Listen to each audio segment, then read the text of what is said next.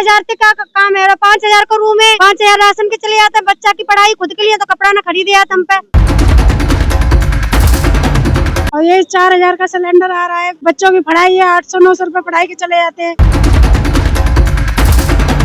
बंदे इतने दुखी हो रहे हैं, 5-5, 6-6 साल होगी, सैलरी 12-12 हजार है।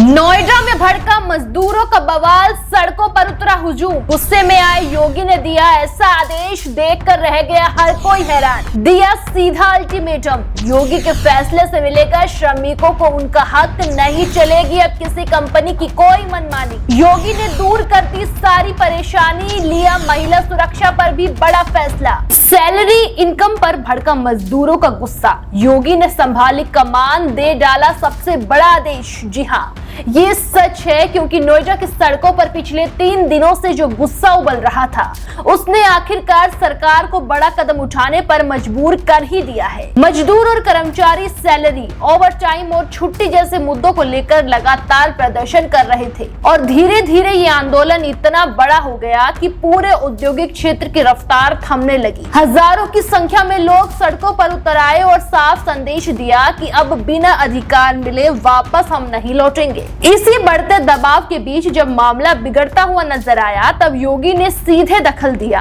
और एक ऐसा फैसला लिया जिसने पूरे माहौल को पलट कर ही रख दिया। दरअसल सोमवार को नोएडा के फेज 2 इलाके में हालात सबसे ज्यादा तनावपूर्ण हो गए थे।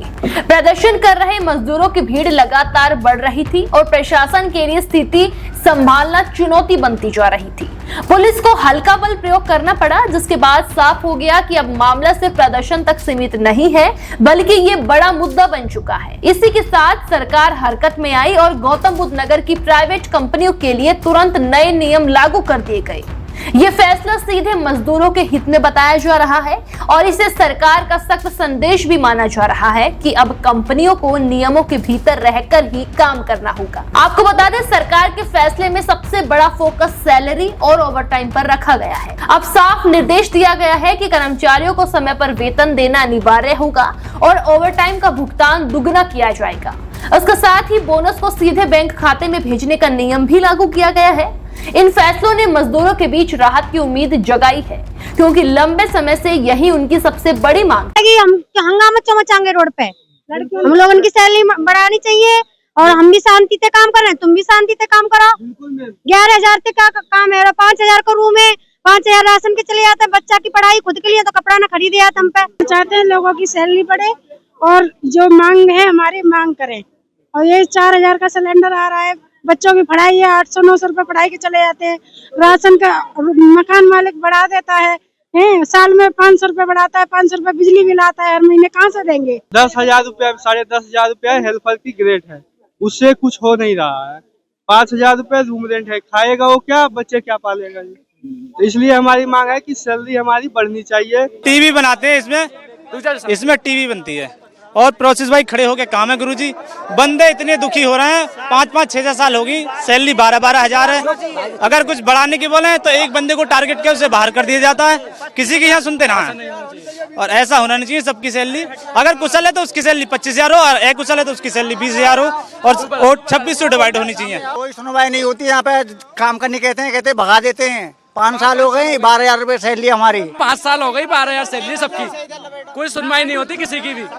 सब सिंगल ओवर टाइम मिलता, 40 रुपए घंटा, 30 रुपए घंटा, 12 घंटे काम देते हैं खड़े खड़े। जो सरकार का निर्णय है, जो सरकार की नीतियां हैं, जो जिलाधिकारी महोदया के निर्देश हैं, जो उन्होंने निर्णय लिया है, उसे श्रमिकों तक पहुंचा रहे हैं। अब इसकी सोच हम लोग भी ढूंढ रहे हैं, मैनेजमेंट और मजदूरों दोनों से बात करें तभी समझ में आएगा। असली में बातचीत अभी शुरू हुई है, एक ही कंपनी के, यहाँ आपको बहुत सारी कंपनियों के लोग मिले हुए हैं, खड़े हुए हैं। ये अभी स्मार्टू के बच्चे सोचे, उनको बैठा के उनके मैनेजमेंट के साथ वार्ता करा रहा हूँ। मैंने अपने 2 अफसर यहाँ छोड़ रखे हैं।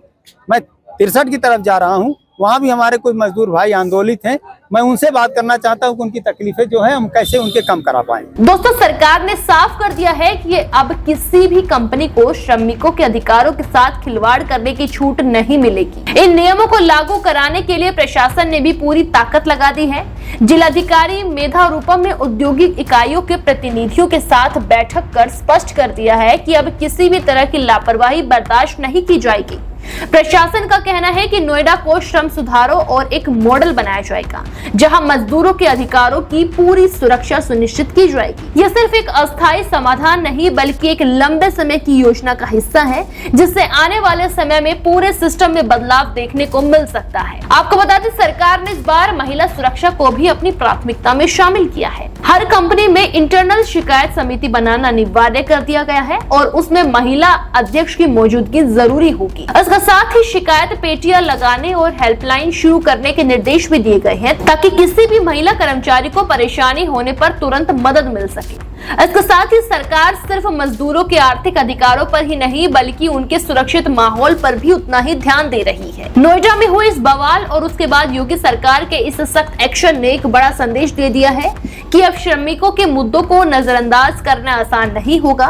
कंपनियों के लिए यह साफ चेतावनी है कि नियमों का पालन करना ही होगा वरना इन्वेस्टिगेशन होना तय है। हालांकि अब सबसे बड़ा सवाल यही है कि ये फैसले जमीन पर कितनी मजबूती से लागू होते हैं, लेकिन फिलहाल जो माहौल बना है उसमें इतना जरूर कहा जा सकता है कि सरकार ने अपनी मंशा साफ कर दी है और अब नजर इस बात पर है कि इस सख्ती का असर कितनी जल्दी और कितनी गहराई तक देखने को मिलेगा। देश दुनिया की हर बड़ी सटीक और भरोसेमंद खबर देखने के लिए अभी विजिट करें हमारे वेबसाइट nowuttarpradesh.com और nownoida.com पर, क्योंकि यहाँ आपको सिर्फ सुर्खियां नहीं बल्कि पूरी जानकारी मिलेगी।